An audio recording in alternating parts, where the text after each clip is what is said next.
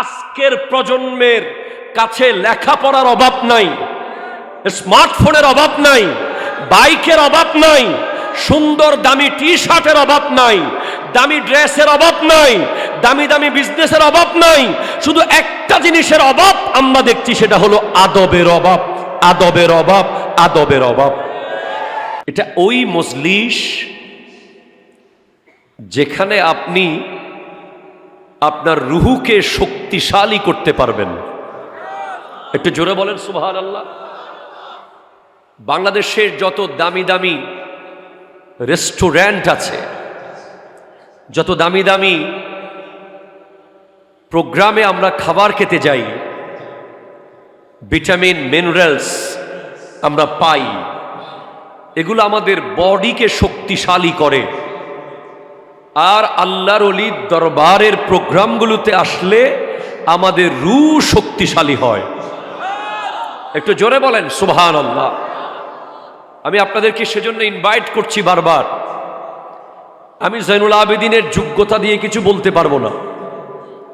হঠাৎ ওনারা আমাকে এমন কিছু বলাই ফেলবেন যেই কথা আপনার জীবন পরিবর্তন হয়ে যেতে পারে।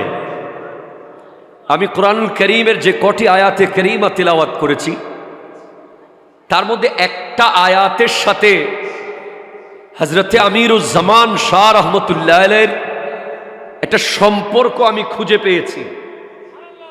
সেটা হলো রব্বুল আলামিন ইরশাদ করছেন সূরা ফুরকান, ওয়া ইবাদুর রহমানিল্লাযীনা ইয়ামশুনা আলাল আরদি হাওনা। সুবহানাল্লাহ। একটা হলো ইবাদুল্লাহ, আরেকটা ইবাদুর রহমান। আমরা যারা সাধারণ বান্দা আছি তারা ইবাদুল্লাহর পর্যায়ে, বা তাদেরকে ইবাদুল্লাহ হিসেবে ইন্ডিকেট করা হয়। আর যারা স্পেশাল বান্দা, যারা বান্দার পর্যায়ে নাই, বন্ধুর পর্যায়ে চলে গেছে, একটু জোরে বলেন সুবহানাল্লাহ, তাদেরকে সম্বোধন করা হয়েছে ইবাদুর রহমান। সুবহানাল্লাহ। তো ইবাদুর রহমান যারা, তাদের কিছু বৈশিষ্ট্য আছে।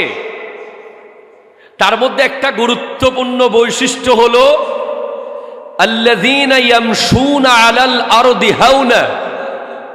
তারা জমিনে যখন হাঁটে এত বেশি নিরহংকার, এত বেশি নিজেকে লুকিয়ে রাখে, এত বেশি নম্র হয়ে হাঁটে, এত বেশি ভদ্র হয়ে হাঁটে, যেই ভদ্রতার সীমা আকাশচুম্বী। আল্লাহর ওলিদের স্পেশাল বৈশিষ্ট্য হলো তারা যখন রাস্তা দিয়ে হাঁটে, তাদেরকে দেখলেই আপনি বুঝবেন উনি আল্লাহর ওলি।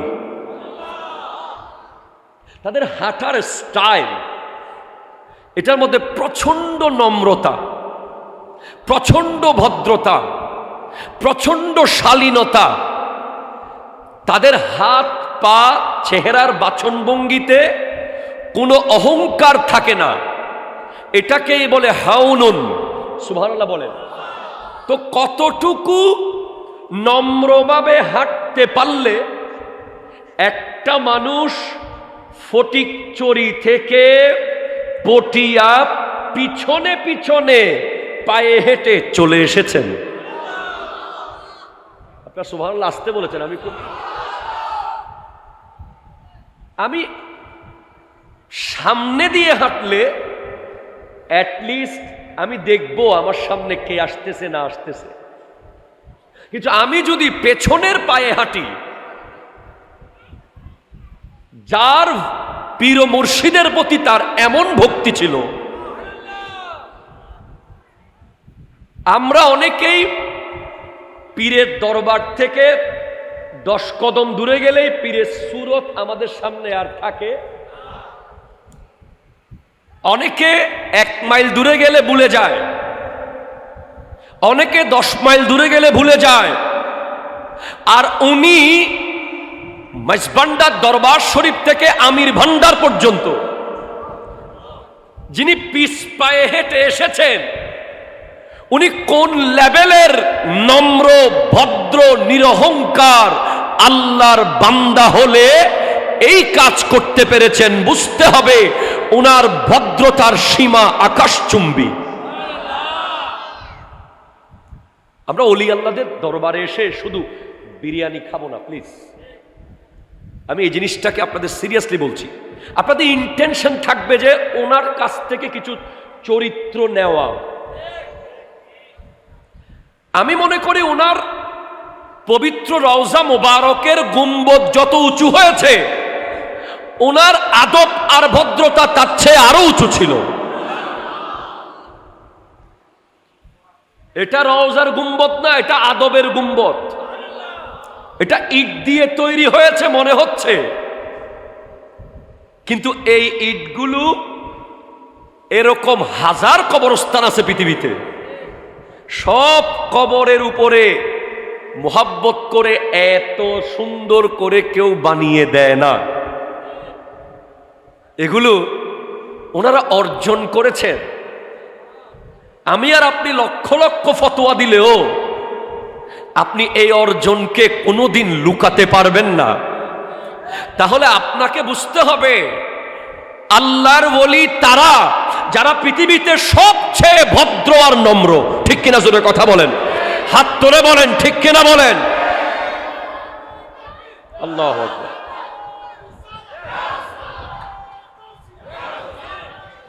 আমি এই জিনিসটা নিয়ে অনেক ভেবেছি। এখন উনি যখন পিছনের দিকে এসেছেন, আপনি একটু তাসবিরটা সামনে আনেন। উনি কাজ শেষ করুক, আমার কথাটা অনেক গভীরে যাবে। আপনারা আমার সাথে আছেন তো ভাই? এই দরবারে যত আলেম আসছে সবচেয়ে অযোগ্য আলেম আমি, আর সব আমার চেয়ে যোগ্যরাই এসেছে। তাই আমি খুব টেনশনে আছি যে আপনাদেরকে আমি কেউ আর শোনাবো। আল্লাহ আমাকে একটু শক্তি দান করুক। তাহলে আপনি একটু দৃশ্যটা ভাবেন। একটা ব্যক্তি যখন পিছ পায়ে হেঁটে হেঁটে আসতেছে, তখন নিশ্চয় অনেকের সাথে ধাক্কা লেগেছে, অনেকের পথের সামনে পড়ে গেছে। হয়তো উনি না পড়লেও সাধারণ কেউ যদি আসে এভাবে, হয়তো অনেক মানুষ গাড়ি চালিয়ে যাচ্ছেন, উনি সামনে পড়ে গেছেন, উনি তো এখানে নাই, উনি তো রোডের খবর উনি নাই। ওনার খবর তো হযরতে আহমদুল্লাহ কাদেরী, সুবহানাল্লাহ জোরে বলেন, মজবন্ডারি কুদ্দিসা সিররুহুল আজিজ, ওনার সামনে। উনি তো ওনাকে দেখে দেখে আসতেছে। তো আসার সময় কারো গায়ে লাগলে, কেউ ধাক্কা দিলে, কেউ বকা দিলে, কেউ আঘাত করলে, কেউ কটু কথা বললে উনি কোনো রিপিট দেন নাই। এটা কোরআন বলছে, ওয়া ইজা খাতাবাহুমুল জাহিলুনা ক্বালু সালামা। আল্লাহর ওলিদেরকে কেউ যদি গালি দেয়, খারাপ কথা বলে, বকা দেয়, আঘাত করে, ধাক্কা মারে, ওনারা রিপিট জবাব দেন না, ওনারা আসসালামু আলাইকুম বলেন। আমরা কেন পারছি না এরকম হইতে? কারণ আমরা রিপিট দিয়ে দিই, রিপ্লাই করি, একটা বললে 10টা দিই। ঠিক কিনা জোরে বলেন? একটার বদলে 10টা ফেরত দিই। কিন্তু এভাবে একটার বদলে 10টা শাইন সাহেব বগদাদ ফেরত দেন নাই। ঠিক কিনা জোরে বলেন? শাইন সাহেব সিরিকোট ফেরত দেন নাই, খাজা চৌরবি ফেরত দেন নাই, গরিব নওয়াজ ফেরত দেন নাই, গৌসুল আজম মজবন্ডারি ফেরত দেন নাই, গোলাম রহমান কেবলা ফেরত দেন নাই, আমিরুজ্জামান শাহ ফেরত দেন নাই বলে কিয়ামত পর্যন্ত ওনাদের প্রোগ্রাম চলবে।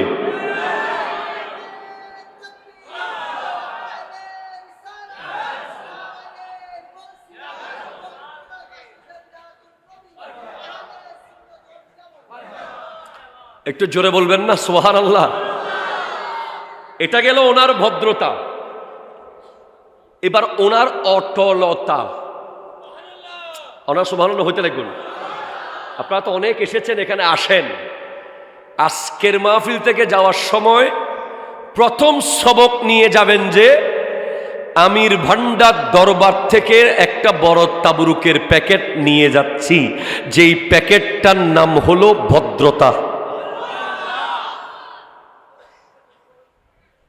ভদ্র, নম্র, বিনয়, কি বলেন না, বিনয়। একটু আগে যে হুজুর আমাকে বলল যে জাইনুল আবেদিন এসে সালাম না করলেও পারতো, আরে আমি সালাম যদি না করতাম আমি জামেয়ার পুরো আইন ভঙ্গ করতাম।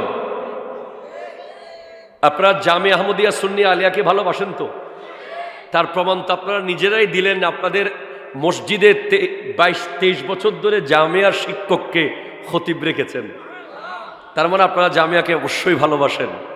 আমাদের জামিয়ার মূল বিষয় 4টাকে আমরা মনে করি, তার মধ্যে একটা হলো আদব। সুবহানাল্লাহ জোরে বলেন। প্রথম হলো আদব। প্রথম আমরা ছাত্রদেরকে আদবের সবক দিই। আর যাদেরকে আমরা বাতিল বলি, যাদের সাথে আমাদের বনিমানা হয় না, যাদের সাথে আমরা কোনোভাবে এক হতে পারতেছি না, তাদের কাছে এলম থাকতে পারে কিন্তু আদব নাই। হযরত আব্দুল্লাহ ইবনে মুবারক, বিশ্ববিখ্যাত হাদিসের ইমাম, উনি বলছেন যে আমি 31 বছর আগে আদব শিখছি। সুবহানাল্লাহ বলতে হবে আপনাকে। কয় বছর? 31 বছর উনি আদব শিখেছেন। একটু জোরে বলেন সুবহানাল্লাহ। এরপরে 20 বছর এলম শিখেছেন। তো মাদ্রাসা এলমের মার্কাজ আর ওলি আল্লাহর দরবার আদবের মার্কাজ। সুবহানাল্লাহ পড়েন, সুবহানাল্লাহ পড়েন। শুধু তাই না, আমাদের এক উস্তাদ আছে, ইনিও ওনার উস্তাদ থেকেই শুনেছেন কথাটা। হযরত আল্লামা আব্দুল কাদের হুজুর, যিনি আমাদেরকে বলেছেন যে 1 মন এলমকে পরিচালিত করার জন্য 10 মন আদব লাগবে। কয় মন? 10 মন। আল্লাহু আকবার। হুজুর ক্লাসে বলেছেন। আর হযরতে মৌলা আলী खैबर शिकन शाहे जमन आफताबे नबुवत का चमकता हुआ किरण, এলমের শহরের দরজা যাকে বলা হয়, একটু জোরে বলেন না সুবহানাল্লাহ। আমার নবী এলমের শহর হযরতে আলী রাদিয়াল্লাহু তাআলা আনহু যার দরজা, আমার নবী হিকমতের কামরা মৌলা আলী যার দরজা, যার ব্যাপারে নবীজি বলেছেন আমা তারদা আন তাকুনা মিন্নি বিমানজিলাতি হারুন মিন মূসা। আলী, আমার কাছে তোমার মকাম তেমন মূসা আলাইহিস সালামের কাছে হারুন আলাইহিস সালামের মকাম যেমন। ওনার কাছে জিজ্ঞেস করছেন, করেন না, আদবের মর্যাদা কোথায়? উনি বলছেন হযরতে আলী রাদিয়াল্লাহু তাআলা আনহু, ওয়া ক্বালা আলীউন রাদিয়াল্লাহু তাআলা আন আল আদবু খায়রু হিরফা, আদব হলো পৃথিবীর সবচেয়ে দামি পেশা, দামি পেশা, দামি পেশা। ডাক্তারি, ইঞ্জিনিয়ারি, প্রফেসরি, ব্যারিস্টারি, যত পেশা আছে সবচেয়ে শ্রেষ্ঠ পেশা হলো আদব। আপনি আদব ছাড়া যেই পেশাতেই যাবেন আপনি সেখানে শাইন করতে পারবেন না। আদব। তাহলে হযরত আমিরুজ্জামান শাহ রাহমাতুল্লাহ আলাইহি আমাদেরকে প্রথম সবক দিয়েছেন, আমি মনে করি আদবের। সুবহানাল্লাহ জোরে বলেন। উনি কতটুকু মুআদ্দব হলে উনি এই আদব শিখলেন কার কাছে? আমি কি সাহস করে বলবো? আমার তো মনে হচ্ছে উনি এই আদব সূর্যের কাছে শিখেছেন। সুবহানাল্লাহ বলতে হবে আপনাকে। কেন? আলা হযরত ইমাম আহমদ রেজা খান ফাজিলে বেরলবি রহমতুল্লাহ আলাই লিখছেন, আমার নবী যখন ওই খায়বরের যুদ্ধ থেকে আসতেছেন, আসার সময় সাহবা নামক প্রান্তরে যখন মৌলা আলীর কুলে আমার নবী ঘুমিয়ে গিয়েছিলেন, আসরের সূর্য যখন ডুবে গিয়েছিল, আমার নবী হযরতে আলী রাদিয়াল্লাহু তাআলা আনহুর জন্য আসরের সূর্যকে আবার ফেরত এনেছিলেন। তো এই সূর্যটা কিভাবে এসেছে? সে কি মাগরিব হয়ে এশা হয়ে সামনের দিকে এসেছে নাকি পিছনের দিকে এসেছে? আলা হযরত লিখছেন, सूरज उल्टे पाओ पलटे चांद इशारे से हो चाक अंधे नजदी देख ले कुदरत रसूलुल्लाह की। एरपरे बोलছেন तेरी मर्जी पा गया सूरज फिरा उल्टे कदम। আলা হযরত বলছেন যে সূর্যটি সেদিন আমার নবীর ডাকে সামনে দিয়ে ঘুরে এসেছেন না পিছনের পায়ে এসেছেন? আলা হযরত লিখছেন तेरी मर्जी पा गया सूरज फिरा उल्टे कदम। উল্টা কদম, উল্টা কদম, উল্টা কদম বুঝেন নাই? সামনে গেলে এটা সোজা কদম, আর পিছের দিকে আসলে উল্টা কদম। বলছে আমার নবীর কাছে সূর্য সামনে দিয়ে আসে নাই, সূর্য উল্টা কদমে এসেছে। তো উল্টা কদমে কার সামনে থেকে এসেছে? আরো জোরে বলেন না রে ভাই। আমি আমার আব্বার সামনে থেকে উল্টা কদমে আসি, উস্তাদের সামনে থেকে উল্টা কদমে আসি, আল্লাহর ওলিদের দরবার থেকে আমরা উল্টা কদমে আসি, ঠিক কিনা বলেন? আর সূর্য কার সামনে থেকে উল্টা কদমে আসছিল? বলে সূর্য যখন ডুবে, সূর্য তখন আল্লাহর কুদরতের কদমে গিয়ে হাজির হয়। সহিহ মুসলিমের হাদিস আছে, সূর্য আল্লাহকে জিজ্ঞেস করে, আল্লাহ আগামীকাল কি উঠব? একটু জোরে বলতেছেন না যে সুবহানাল্লাহ? প্রত্যেক দিন জিজ্ঞেস করে, প্রতিদিন আল্লাহ আগামীকাল উঠবো? আল্লাহ যদি বলে অনুমতি দেয় উঠো, উঠে যায়। যেদিন কিয়ামত কায়েম হবে সেদিন আল্লাহ বলবে আজকে উঠিও না, উঠবা তবে প্রতিদিনের মতো পূর্ব দিকে উঠিও না, আজকে পশ্চিম দিকে উঠবে। সেরকম নিয়ম একদিন ভঙ্গ হয়েছে, যেদিন মাওলা আলীর জন্য সূর্য আবার উঠেছে। সেদিন আল্লাহর কাছে গিয়ে বলছে, আল্লাহ আগামীকাল কি উঠব? আল্লাহ হয়তো সূর্যকে এভাবে বলেছেন যে আজকে প্রতিদিনের মতো হবে না, আগে আমার আলীর জন্য গিয়ে আসর হয়ে যাও, তারপরে কালকের হিসাব হবে। সেজন্য সূর্য আল্লাহর সামনে থেকে এসেছে, আল্লাহর কুদরতের সামনে থেকে, আর উল্টা কদমে এসেছে। অনেক মানুষ এটাকে আবার ভুল ধরে, আছে না নাই? কথা জোরে বলেন না। শুধু তাই না, আলা হযরত ইমাম আহমদ রেজা খান ফাজিলে বেরলভী রহমতুল্লাহ আলাই আরো বলেছেন, ও জাহান্নাম में गया जो उनसे मुस्तगनी हुआ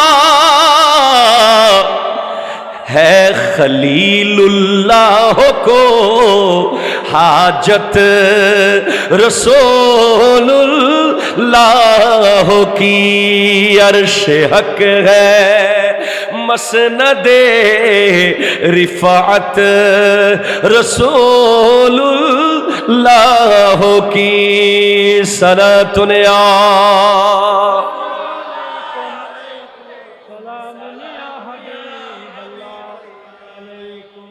बोले वो जहन्नम में गया जो उनसे मुस्तगनी हुआ है खलीलुल्लाह को हाजत रसूलुल्लाह की।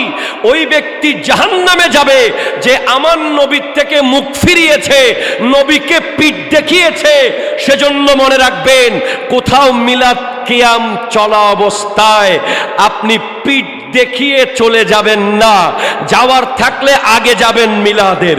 মিলাদ কিয়ামকে অনেকে পিঠ দেখিয়ে চলে যায়, মূলত সে মিলাদ কিয়ামকে পিঠ দেখায় না, আমার নবীকে পিঠ দেখায়। ঠিক কিনা কথা বলেন? মনে রাখতে হবে আদব। সিদ্দিক আকবর রাদিয়াল্লাহু তাআলাকে জিজ্ঞেস করা হয়েছে, ও আবু বকর সিদ্দিক, আপনার সবচেয়ে প্রিয় জিনিস কি? উনি বলছেন, আন-নাজরু ইলা ওয়াজহি রাসূলিল্লাহ, আমার নবীর চেহারার দিকে তাকিয়ে থাকা। দুই নম্বর কি, ওয়াল জুলুসু বাইনা ইয়াদা রাসূলিল্লাহ, আমার নবীর চেহারার সামনে বসে থাকে। আজকের দিনে এই মাহফিলগুলোর এত জরুরত হয়েছে, প্রতিদিন হওয়া দরকার। কারণ আজকের প্রজন্মের কাছে লেখাপড়ার অভাব নাই, স্মার্টফোনের অভাব নাই, বাইকের অভাব নাই, সুন্দর দামি টি শার্টের অভাব নাই, দামি ড্রেসের অভাব নাই, দামি দামি বিজনেসের অভাব নাই। শুধু একটা জিনিসের অভাব আমরা দেখছি, সেটা হলো আদবের অভাব, আদবের অভাব, আদবের অভাব। وقال العرب الأدب خير من الذهب والفضة, আদব হলো স্বর্ণ এবং রূপার চেয়ে দামি সম্পদ। যে ব্যক্তি শুধু বাপ আর মাকে আদব করতে পেরেছে, সে বায়েজিদ বুস্তামি হয়ে গেছে। যে ব্যক্তি নিজের মাকে আদব করতে পেরেছে, সে হযরতে মূসা আলাইহিস সালামের সাথে জান্নাত নিশ্চিত করেছে। আমার নবী সাহাবাদের গোটা জিন্দেগিতে আপনি একটা জিনিস কমন পাবেন সবার কাছে, সেটা হলো আদব। এই পৃথিবীর সমস্ত অলিদের কাছে আর কি সার্টিফিকেট আছে, এটা তো আছেই, তবে একটা সার্টিফিকেট ওনাদের কাছে নিশ্চিতভাবে আছে, সেটার নাম হলো আদব, আদব, আদব। যে যার কাছে আদব নাই, সে নবীর উম্মত নয়। আমি আপনাকে হাদিস দিয়ে প্রমাণ করতে পারবো। আমার নবী স্পষ্ট বলেছেন, মান লাম ইয়ারহাম সাগীরানা ওয়া লাম ইউআক্কির কবীরানা ফালাইসা মিন্না। যে তার ছোটকে স্নেহ করে না, বড়কে শ্রদ্ধা করে না, সে আমার উম্মত নয়। আজকের দিনে আপনি দেখেন, ছেলে বাবার দিকে দৌড় মারে।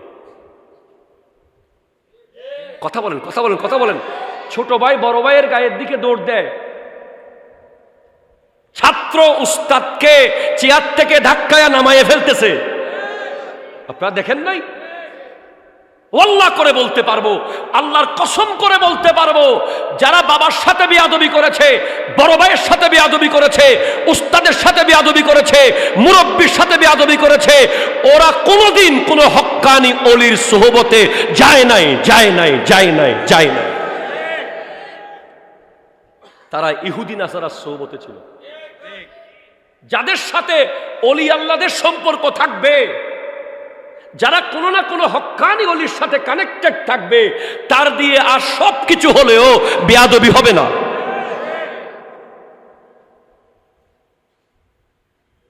আপনি যদি আমাকে 10,000 কোটি টাকাও দেন, খোদার কসম, যদি বলেন যে আপনার উস্তাদের সামনে গিয়ে ওনাকে প্রশ্ন করে এটা করছে কেন, আমি পারবো না। গলায় ছুরি দিতে পারবেন। আপনি যদি 50,000 কোটি টাকা দেন, যদি বলেন যে আপনার আব্বার সামনে গিয়ে চোখে চোখ রেখে বলেন যে আপনি এটা ভালো লাগে নাই আপনার, আমি পারবো না। আমি জানি যে আমাকে ওই মাটি থেকে এই চেয়ারে বসিয়েছে আদবে। আমি ওই প্লাস্টিকে ছিলাম, ওখান থেকে তুলে নিয়ে কাবাঘরের ইমাম বানাতে পারে আদব। সুবহানাল্লাহ জোরে বলেন। তাহলে আপনাদের কাছে আমার প্রথম যেটা নসিহত, হযরতে আমিরুজ্জামান শাহ রহমতুল্লাহ আলাইহির দরবার থেকে প্রথম শিক্ষা নেন আদব, আদব, আদব। ক্লিয়ার কিনা বলেন? এইটা সবক পাইছেন তো? পাইছেন। সেকেন্ড, 2 নম্বর সবক হলো প্রতিশোধ না নেওয়া। কথা জোরে কর না, ঠিক কিনা জোরে বলেন না। আজকে আমাদের বড় বড় দরবারগুলো, আমাদের আজিম শান তরিকতের তাসাউফের এই কেন্দ্রগুলো প্রতিশোধ পরায়ণ হয়ে গেছে। ওনারা না, আমরা। ওনারা আমাদেরকে সেই দায়িত্ব দিয়ে যায় নাই, আমারটা বড় না তোমারটা বড়, তোমারটা ছোট না আমারটা মেজো, ওইটা সেজো না ওইটা মিডিয়াম, এগুলো ফেসবুকে লেখার দায়িত্ব ওনারা আমাদেরকে দেয় নাই। ঠিক কিনা জোরে বলেন। কোন দরবার সেরা, কার মুরিদ শ্রেষ্ঠ, কার অনুসারী শ্রেষ্ঠ এটা ফেসবুকে লিখে প্রমাণ করার বিষয় নয়, এটা হচ্ছে আমাদের আমল প্রমাণ করবে আমরা কার মুরিদ। আজকে আপনি দেখেন যারা ওলি আল্লাহদের দুশমন তারা সবাই এক, আর আমরা যারা ওলি আল্লাহদের ভক্ত, যারা ওলি আল্লাহদেরকে মানি, সম্মান করি, ইজ্জত করি, আমাদের মধ্যে ছোট ছোট বিষয়ে আমরা অনেক দূরে চলে যাচ্ছি। We have to B United. আমাদের ঐক্য আছে না নাই? একটু হাত তুলে বলেন দরকার আছে না নাই? আজকে থেকে মনে রাখবেন, যদি আপনার পীরের বিরুদ্ধে কেউ বলে, আপনার প্রিয় দরবারের বিরুদ্ধে কেউ বলে, আপনি চোখ বন্ধ করে মনে করবেন যে সে জাহেল। ঠিক কিনা জোরে কথা বলেন? সে কি জাহেল? হযরতে মাওলা আলী বলেছেন, এলমের যাকাত হলো জাহেলের জবাব না দেওয়া। সুবহানাল্লাহ কইতেছেন। কোন মূর্খের কথার জবাব না দেওয়া হলো এলমের যাকাত। আপনার কাছে যে ইলম আছে সেটা একটা যাকাত আছে না? এটা একটা যাকাত হলো জাহেলের কথার জবাব না দেওয়া। বড় বড় কবিরা বলেছেন, জবাবে জাহেলা বাসত খামোশি, জাহেলের জবাব হলো চুপ থাকা। ঠিক কিনা জোরে কথা বলেন? আল্লাহ কোরআনে সেদিকে ইন্ডিকেট করে আমাদেরকে জানিয়ে দিয়েছেন, ওয়া ইযা খাতাবাহুমুল জাহিলুনা ক্বালু সালামা। জাহেল যখন আল্লাহর প্রিয় বান্দাদেরকে, ইবাদুর রহমানদেরকে, জাহেলরা যখন কটাক্ষ করে, কটুক্তি করে, কটুবাক্য বলে, লেখে, তখন তারা সালাম দিয়ে দেয়, সালাম দিয়ে দেয়, সালাম দিয়ে দেয়। আবার বুঝতে হবে জাহেল আর বাতিল এক না। কথা বলতেছে না? জাহেল আর বাতিল কি এক? জাহেল মানে নিজের ঘরের যারা না বুঝে কষ্ট দেয় ওরা জাহেল, আর যারা বিরোধিতা করে অন্যের কোরআন সুন্নাহর বিরুদ্ধে গিয়ে, তাদেরকে তো জবাব দিতে হবে। আবার জবাবটা কি গালাগালি দিয়ে হবে না ইলম দিয়ে হবে? যে ইলম দিয়ে জবাব। ঠিক কিনা জোরে বলেন? আমাদের যথেষ্ট আলেমে দিন আছে। আপনি চার দোকানে ডিবেট করতে গিয়ে মা বাপ ধরে যখন গালি দিয়ে দিলেন, তখনই আপনি সেখানে আপনার দ্বীনের প্রচার স্টপ করে দিলেন। আপনি যখন তাকে গালি দেওয়ার পর্যায়ে চলে আসবে, আপনি পারতেছেন না, আপনার মধ্যে প্রতিশোধ চলে আসতেছে, তখনই কোরআন বলছে আপনি সালাম দেন, আসসালামু আলাইকুম।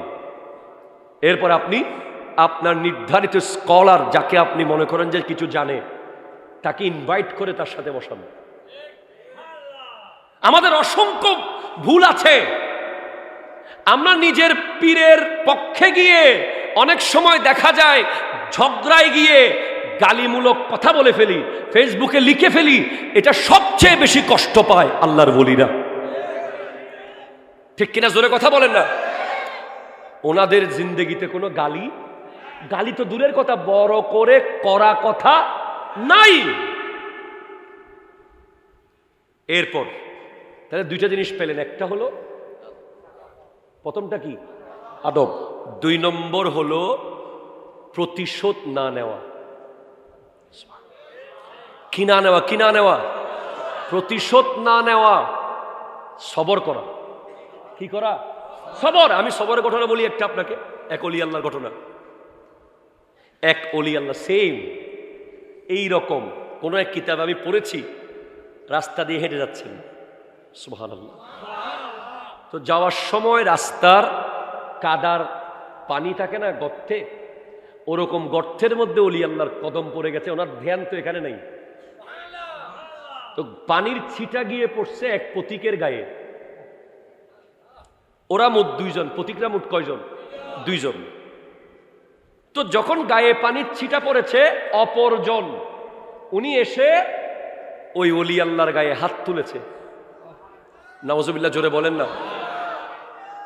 এখন ওলি আল্লাহ মুস্কি হেসে সালাম কি দিয়েছে বলেন না? কি কলু সালামা, কারণ জানে যে ও জাহেল। ও যদি জ্ঞানী হতো, বুঝতো যে রাস্তায় কাদা পানি, এখানে হাঁটার সময় ভুলে পা পড়তেও পারে, এটা কেউ ইচ্ছে করে ছিটা মারে নাই, এরপরেও যখন আঘাত করেছে বুঝতে হবে তার মধ্যে সেই এলম নাই। তখন ওলি আল্লাহ তাকে সালাম দিয়ে চলে যাচ্ছে, কদ্দুর যাইতে যাইতে একটা চিৎকার শুনে দেখতেছে যে মেরেছে সে জাগাত মরে গেছে। আল্লাহু আকবার, জোরে বলেন না। যার কারণে মেরেছে সে এসে ওলি আল্লাহকে বলছে, হুজুর আপনি কি আমার বন্ধুকে বদদুয়া করেছেন? সে তো মরে গেল। বলে ভাই আমি তো ওনাকে বদদুয়া করি নাই। বলে তাহলে এটা কেমনে হলো? বলে আপনার বন্ধু তার বন্ধুত্ব নিভিয়েছে, আমার বন্ধু আমার বন্ধুত্ব নিভিয়েছে। আর জোরে বলেন না সুবহানাল্লাহ। আপনার বন্ধু তার বন্ধুত্ব নিভিয়েছে, আপনার বন্ধুর গায়ে যখন কাদা লেগেছে বন্ধু এসে প্রতিশোধ নিয়েছে, আঘাত করেছে। আমারও তো একজন বন্ধু আছে, আমারও তো একজন বন্ধু আছে, আমারও তো একজন বন্ধু আছে। তো আমার গায়ে যখন আঘাত লেগেছে আমার বন্ধুও সেটা সহ্য করতে পারে নাই। এখন আপনার বন্ধুর আঘাত আর আমার বন্ধুর আঘাত অনেক বেশ কম। আপনার বন্ধু আঘাত করে সর্বোচ্চ একটা চোয়ার দিতে পেরেছে, আর আমার বন্ধু যদি আঘাত করে রুটা চলে যায়। আল্লাহু আকবার, জোরে বলেন। তো বলে এই বন্ধুত্ব আপনি কেমনে করলেন, কিভাবে হলো? বলে আপনি কি জানেন না, ইন্নাল্লাহা মা'আস সাবিরিন, আল্লাহ তো ধৈর্যশীলদের সাথেই আছে। আমি তো ধৈর্যই ধরেছি, আর কিছু তো করি নাই। আমিও চাইলে, আমারও হাত ছিল, আপনাকে একটা থাপ্পড় দিতে পারতাম, আমারও মুখ ছিল, আপনাকে একটা গালি দিতে পারতাম, অন্তত রিপিট একটা জবাব তো দিতে পারতাম। কিন্তু আমি কিছুই করি নাই, কারণ আমাকে বলা হয়েছে কোরআন থেকে, ইন্নামা ইউআফফাস সাবিরুনা আজরাহুম বিগাইরি হিসাব, নিশ্চয়ই ধৈর্যশীলদের বিনিময় ক্যালকুলেটরে আসবে না। সবর, কিরকম সবর থাকলে, ওনার হাতে জানি কি দিয়েছিল, আচ্ছা সবর। এরপর 3 নম্বর যেটা শিক্ষা, ইস্তেকামত। এটা খুবই জরুরি, খুব জরুরি, প্লিজ খুব জরুরি, একটু দর্শই পড়েন। আল্লাহুম্মা प्यारी सूरत हंसता चेहरा, मुंह से झरते हैं फूल, नूर सारा पा चाँद सा उजला, हक्का प्यारा रसूल मदनी, अल्लाह अल्लाह अल्लाह इल्लाह अल्लाह अल्लाह।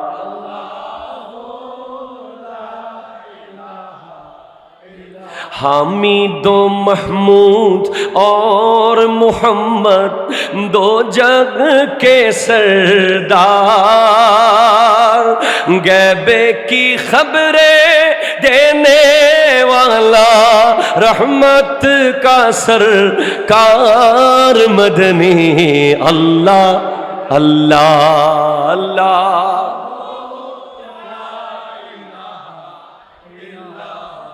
একটু চিৎকার দিয়ে বলেন তো সুবহানাল্লাহ।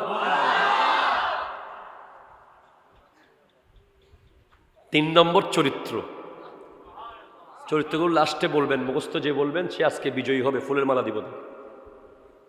যেগুলো আমি বলতেছি মনে মনে মুখস্থ করে ফেলেন। প্রথমটা কি বলেছিলাম? 2 নম্বরটা কি বলেছি? সবর। বা সবর বললেই বুঝবেন প্রতিশোধ না নেওয়া, সবর। 3 নম্বর হলো ইস্তেকামত। এটা নিয়ে, ইস্তেকামত নিয়ে এখানে শুরু হবে, কারবালার মাহফিলে শেষ করবো ইনশাআল্লাহ। 3 নম্বর বলেছি ইস্তেকামত, অটলতা। আচ্ছা ভাই সুবহানাল্লাহ জোরে বলেন না ভাই। আপনাকে এই কথাটা শুরুতে একটা ব্যাকবোন দিয়ে দিচ্ছে, মেরুদণ্ড। আল ইস্তেকামাতু ফাওকাল কারামত, ইস্তেকামতের মূল্য কারামতেরও উপরে। আরো জোরে বলেন সুবহানাল্লাহ। একটা উদাহরণ দিয়ে বোঝাচ্ছি। খাজা মঈনুদ্দিন চিশতি রহমতুল্লাহ আলাইহি বলেছেন যে আমি যদি কারবালার মাঠে গিয়ে একটা গুতা মারতাম তাহলে ওখানে পানির দরিয়া হয়ে যেত। তাহলে ইমামে হুসাইন রাদিয়াল্লাহু তাআলা আনহু তো গরিব নওয়াজের বাবার বাবার বাবার বাবার বাবার বাবার বাবার বাবার বাবার বাবা, নাতির নাতির নাতির নাতির নাতি যদি গুতা মারলে সাগর হয়ে যায়, বাবা কেন পারলেন না ফুরাত নদী নিয়ে আসতে? বলে এখানে বুঝতে হবে ওনারটা ছিল কারামত, গরিব নওয়াজেরটা কারামত, যেটা আয়না সাগরকে বদনায় নিয়ে এসেছেন। আর ইমামে হোসেন রাদিয়াল্লাহু তাআলা আনহুরটা ছিল ইস্তেকামত। আল ইস্তেকামাতু ফাওকাল কারামত, ইস্তেকামত কারামতের উপরে। বলে পানির উপরে হাঁটা ওলি নয়, আগুনের উপরে দাঁড়িয়ে থাকা এটা জাদুঘরেও পারে। ঠিক কিনা কথা জোরে বলেন। সাগরের উপর দিয়ে হেঁটে যাওয়া এটা জাদুঘরেও পারতে পারে, কিন্তু গোটা জিন্দেগি আল্লাহর নবীর সুন্নাতের উপরে কাটিয়ে দেওয়া হলো আসল কারামত, আসল কারামত, আসল কারামত। ঠিক কিনা? এক অলির দরবার থেকে এক মুরিদ চলে যাচ্ছে। মুরিদ কি করতেছে? ওয়াজুরা হন না, অত হস্টর না। আমি কি আয়সা করি অত হস্টর হন না, কেন নামাতে বাজে কেন জোরা হন? সুবহানাল্লাহ। কে কে চলে যাচ্ছে? মুরিদ যাচ্ছে, বলছে ভাই, মুরিদকে পীর সাহেব জিজ্ঞেস করতে তুমি চলে যাচ্ছ কেন? বলে হুজুর এতদিন আপনার দরবার আছে কোনো কারামত দেখি নাই। কি দেখি নাই? কারামত দেখি না, তাই চলে যাচ্ছি। তো হুজুর, পীর সাহেব হুজুর মুরিদকে জিজ্ঞেস করতেছে এতদিন যে আমার দরবারে আছো কোনদিন নবীর সুন্নাতের বাইরে কিছু দেখছো কিনা বলো। একটু জোরে বলেন না সুবহানাল্লাহ। কোনদিন শরীয়ত বিরোধী কিছু দেখছো কিনা বলো। বলে না হুজুর, আমি আপনার কাছে শরীয়ত বিরোধী কিছু দেখি নাই। কারামত আপনার কাছে আমি দেখি নাই ঠিক, তবে শরীয়ত বিরোধী কিছু দেখি নাই, নবী সুন্নাহর বাইরে কিছু দেখি নাই। বলছে যে এই যে নবী সুন্নাহর বাইরে আমি চলি নাই, শরীয়তের বাইরে আমি যাই নাই, এটাই হলো এই যুগে সবচেয়ে বড় কারামত।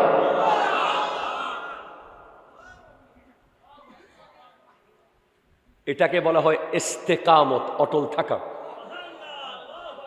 ডানে কিছুক্ষণ, বামে কিছুক্ষণ, 10 টাকা দিলে এদিকে, 20 টাকা দিলে ওইদিকে। কথা কন না, কথা কন না, কথা কন না। 50 টাকা দিলে আবার এদিকে, 60 টাকা দিলে ওদিকে। এটাকে ইস্তেকামত বলে না। ইস্তেকামত হলো অটল। কোরআন বলছে ইন্নাল্লাযীনা ক্বালু, নিশ্চয়ই যারা বলে রব্বুনাল্লাহ, আল্লাহ আমার রব, সুম্মাস্তাকামু, অতঃপর অটল থাকে। ওনাকে গৌসুল আজম মেজবান্ডারি আহমদুল্লাহ কাদরি কুদ্দিসা সিররুহুল আজিজ বলেছেন যে ইয়েন জান্নাত ইয়েন জাহান্নাম। হইল না বাজি? ডান হাতে বাম হাতে, তুমি কোনটা নিবা?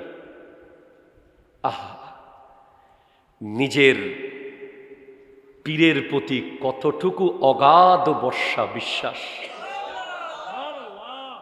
কিভাবে অটল থাকলে উনি তো জান্নাত চাইতেই পারতেন। ঠিক কিনা জোরে বলেন না।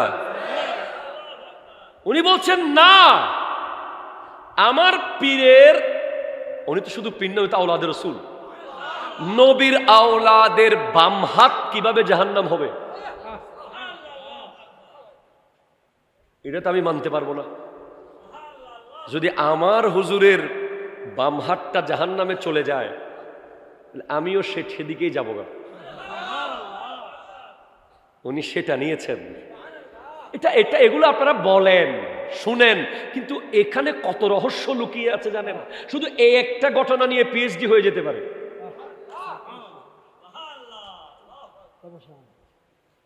এখানে আরেকটা জিনিস স্পষ্ট হচ্ছে, নির্লোভ। সুবহানাল্লাহ, জোরে বলেন না।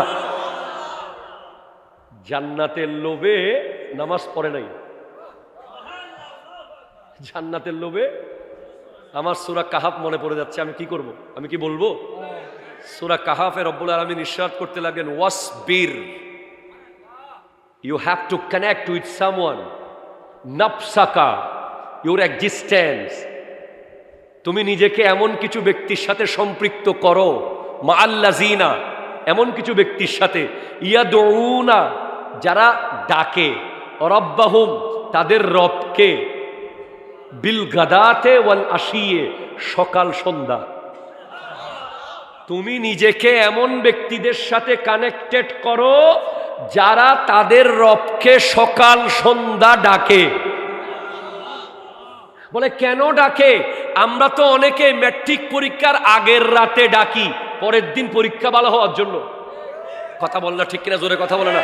আর অনেকে ডাকি যখন চিটাং পোর্টে জাহাজ আসবে, সাগরের মাঝে একটু একটু ভয়ঙ্কর ঝড়ের খবর পাচ্ছি, তখন তাড়াতাড়ি মসজিদে যায় নামাজে গিয়ে আল্লাহ আল্লাহ আল্লাহ, আজ।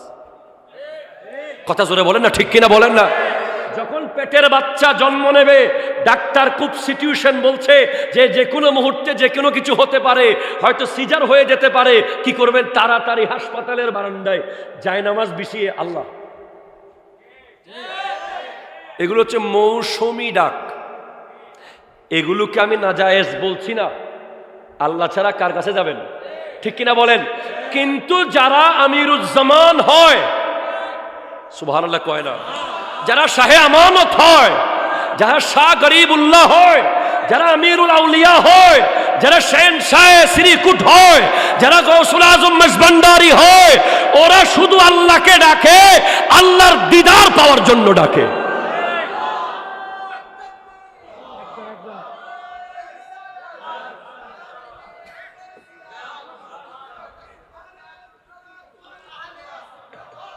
জিন্দাবাদ, জিন্দাবাদ। ওনাদের আর কোন স্বার্থ থাকে? এটাই কোরআন বলছে, ইউরিদুনা ওয়াজহাহু, ওরা আল্লাহর দিদার চায়, আল্লাহর সন্তুষ্টি চায়। ইমাম আবু হানিফা রহমতুল্লাহ আলাই বহুবার আল্লাহর দিদার পেয়েছেন। সুবহানাল্লাহ, জোরে বলেন না। হযরতে মাওলা আলী বলছেন, আমি আল্লাহকে দেখে দেখে সুবহান রাব্বিয়াল আলা বলি। যে আমরা তো আল্লাহকে দেখার আশা, চাওয়া, ইচ্ছা, স্বাদ, হায় হায় হায়, আল্লাহ দেখার স্বাদ। আমার নবী জানে আল্লাহ দেখার স্বাদ কি। আমাদের সেই স্বাদ দেওয়ার জন্যই ওলি আল্লাহরা সারা পৃথিবীর বিভিন্ন জায়গা থেকে এসেছেন, আমাদেরকে আল্লাহ দেখানোর জন্য। একটু জোরে বলেন না ভাই, সুবহানাল্লাহ। আপনি দেখবেন শাইন শাহ শ্রীকুট, আল্লামা শ্রীকুটি রহমতুল্লাহ আলাইহি, তৈয়ব শাহ কিবলা রহমতুল্লাহ আলাইহি, তার শাহ সাহেব কিবলা, পীর বাঙ্গাল সাবের শাহ হুজুর, ওনাদের প্রোগ্রামগুলো আপনি দেখবেন যে সব সময় নামাজ কেন্দ্রিক। আসরের নামাজ পটিয়ার মাঠে, মাগরিবের নামাজ চন্দনাইশে, এশার নামাজ রাউজানে। সেভাবে আপনি দেখেন গৌসুল আজম মেজবান্ডারির দরবারে মসজিদ আগে, মাজার পরে। ঠিক কিনা? কথা জোরে বলেন না। আমিরুজ্জামান শাহ রহমতুল্লাহ দরবার দেখেন মসজিদ আগে, মাজার তারপরে। আজমির শরীফ যান, মাজারের চারিপাশে 3টা মসজিদ। প্রত্যেক অলির প্রধান মিশন আল্লাহ দেখানো। একটু জোরে বলেন না সুবহানাল্লাহ। কি দেখানো? আল্লাহ দেখানো। এটা হাদিসে এসেছে, মাল ইহসান আন তা'বুদাল্লাহা কাআন্নাকা তারাহু, এমন ভাবে নামাজ পড়ো যেন তুমি আল্লাহকে দেখছো। যদি তুমি আল্লাহকে না দেখো, ফাইন লাম তাকুন তারাহু ফাইন্নাহু ইয়ারাকা, আল্লাহ তোমাকে দেখছে। তাহলে পৃথিবীর সবচেয়ে বড় দয়াবান মুহসিনে আজম কে, যে তোমাকে আল্লাহ দেখায়, আল্লাহ দেখায়, আল্লাহ দেখায়। হস্টন না হলো, আরো জোরে হস্টন না হলো। ওলি আল্লাহরা এ প্লাস পাওয়ার জন্য নামাজ পড়ে না। ওলি আল্লাহরা বাচ্চা ঠিক মতো হওয়ার জন্য নামাজ পড়ে না। ওলি আল্লাহরা জাহাজ সমুদ্র থেকে ঠিক টাইমে চলে আসার জন্য নামাজ পড়ে না। এরকম একজন অলির নাম বলি, সৈয়দ মাহমুদ আলুসি বাগদাদি। আরো জোরে বলেন। উনি বিশ্ববিখ্যাত ব্যবসায়ী ছিলেন, তাফসীর রুহুল মানির লেখক। ওনার এক মুরিদ দৌড়ে এসে বলছে, হুজুর আপনার জাহাজ তো সাগরের মাঝখানে ডুবে গেছে। বড় বড় জাহাজে ব্যবসার মাল আনতেন। তো উনি বলতেছেন যে ধ্যানের মধ্যে আছেন, জিকির অবস্থায় বলতেছেন আলহামদুলিল্লাহ। কিরে অবাক, আমাদের যদি একটা জাহাজ ডুবে গেছে কেউ বলে আমরা তো বেহুশ হয়ে আদা মরা হয়ে যাব, ঠিক কিনা জোরে বলেন না। মহিলাদের মতো বলে যে অলাগার, এরকম আমরা গাওয়া শুরু করব, আর জাহাজ গেলগুদে না রে, ঠিক কিনা কথা বলেন না। আর ওলি আল্লাহ কি বলতেছে আলহামদুলিল্লাহ। এরপরে কিছুক্ষণ পর আরেক মুরিদ এসে বলতেছে, হুজুর হুজুর ও হুজুর, জাহাজ যেটা ডুবছে এটা তো আপনারটা না, আরেকজনেরটা ডুবছে যে না। তখনও একই টোন, একই সাউন্ড, একই আওয়াজ, অতি খুশি না। আমরা বলতাম কি হলি দি, তাড়াতাড়ি মিষ্টি লয়ে। হুজুর বলতেছে আলহামদুলিল্লাহ। তখন মুরিদ জিজ্ঞেস করতেছে, হুজুর জাহাজ ডুবে গেছে তখনও আলহামদুলিল্লাহ, উঠে গেছে তখন আলহামদুলিল্লাহ, ব্যাপার তো বুঝলাম না। সুবহানাল্লাহ। বলে জাহাজ যখন ডুবেছে তখন আমি আমার দিলকে জিজ্ঞেস করেছি, দিল তুমি কি আপন জায়গায় আসো? আমার দিল আমাকে বলছে, হুজুর আমি আপন জায়গায় আসি। কিছুক্ষণ পর যখন জাহাজ উঠে গেছে বলল, তখন আমি আবার আমার দিলকে জিজ্ঞেস করলাম, এ দিল তুমি কি আপন জায়গায় আছো? আমার দিল তখনও আমাকে বলল, আমি তো আপন জায়গায় বরাবর আছি, আমার মধ্যে কোনো পরিবর্তন নাই। তখন আমার মুরিদ জিজ্ঞেস করছে, হুজুর আপনার দিলটা আছে কোথায়?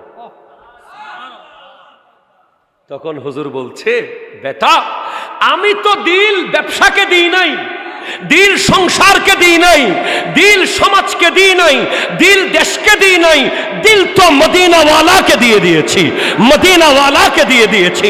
জান ও দিল होश खिरत सब तो मदीने पहुंचे, तुम नहीं चलते रजा, सारा तो सामान गया, আমার দিল তো মদিনাওয়ালার কাছে আছে।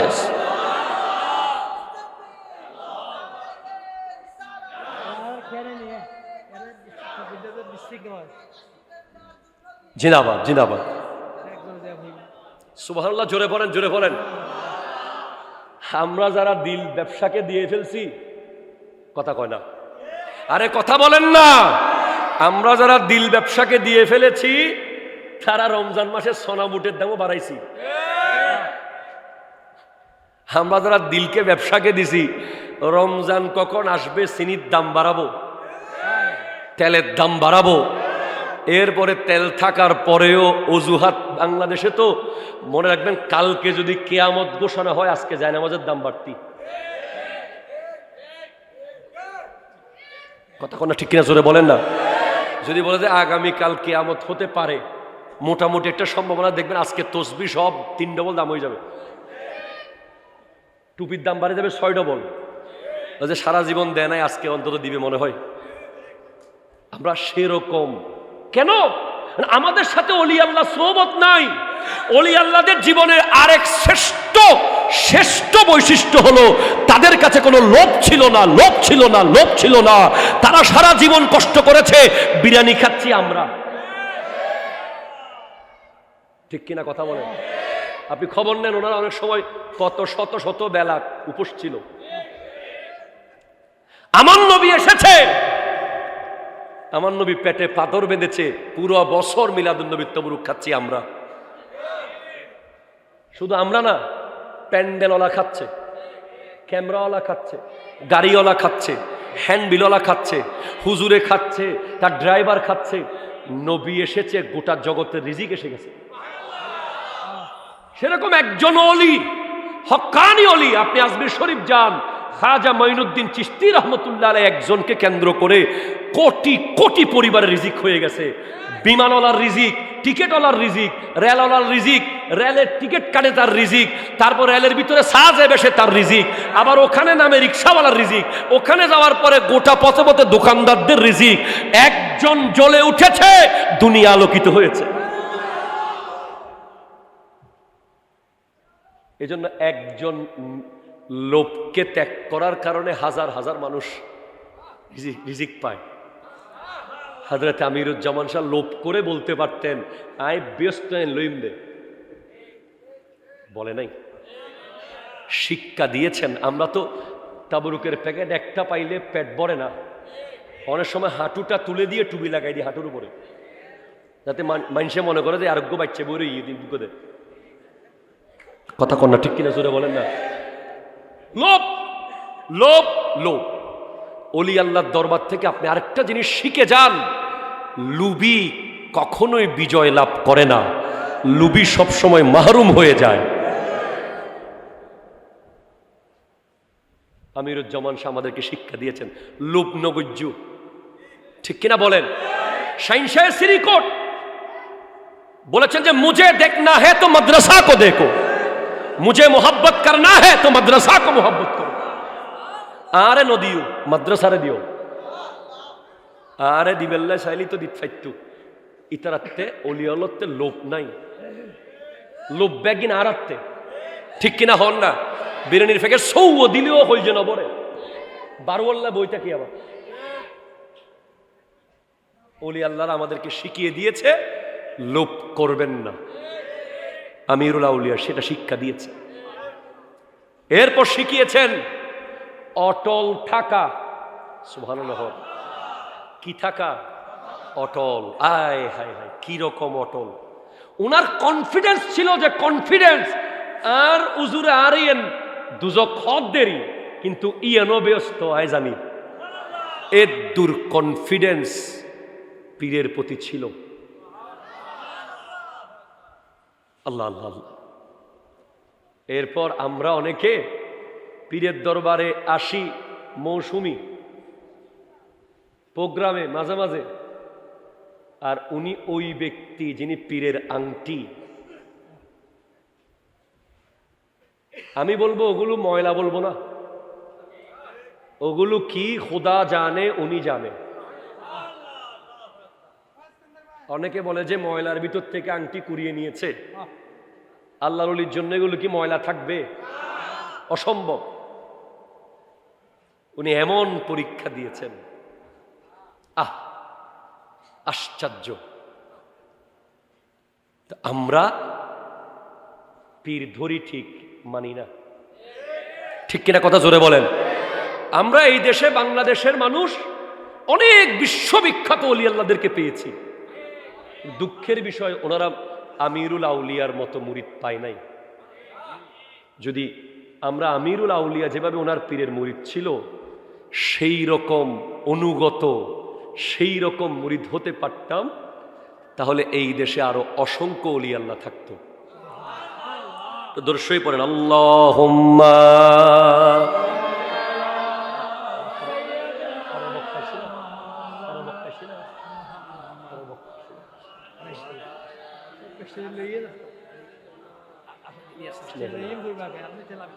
সুবহানাল্লাহ ওয়ালিল্লাহ। কিছু দিব? আচ্ছা। আল্লাহ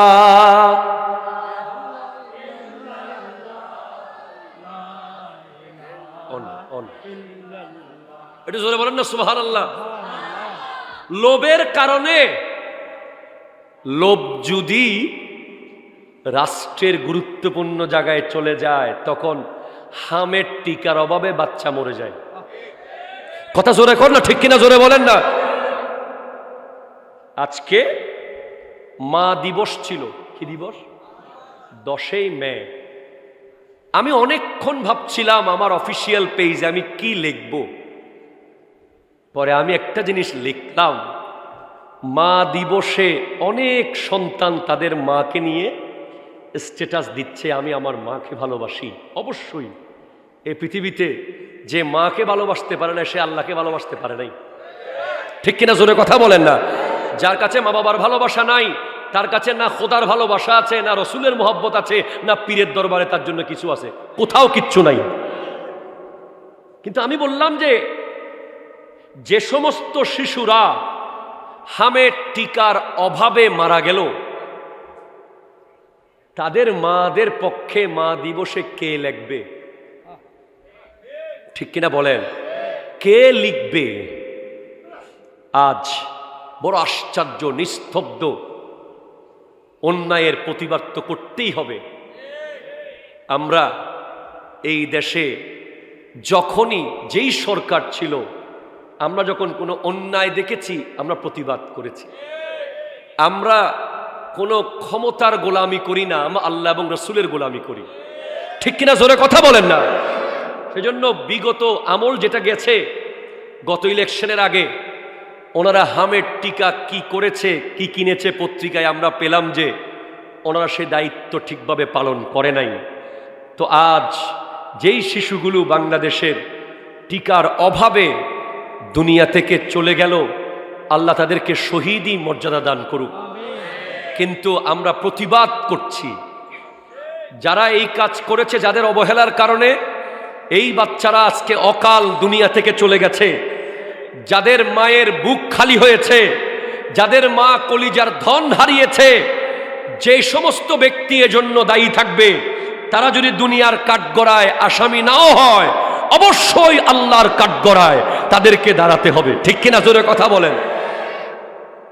এই দেশে কোনো মানুষ অন্যায় করে ছাড় পায় না। এটা ওলি আল্লাহর দেশ, এটা শাহজালাল ইয়ামানির বাংলাদেশ। ঠিক কিনা বলেন? এটা আমিরুল আউলিয়ার বাংলাদেশ, এটা শাহিনশাহ সিরিকুটের কদমধন্য বাংলাদেশ, এটা আহমদুল্লাহ কাদেরীর বাংলাদেশ। ঠিক কিনা বলেন? এই দেশে কোনো অমানুষ, কোনো জালেম অন্যায় করে পার পাবে না। আল্লাহ ছাড় দেন, ছেড়ে দেন না। আমরা প্রতিবাদ করছি, আমরা স্পষ্ট প্রতিবাদ করছি।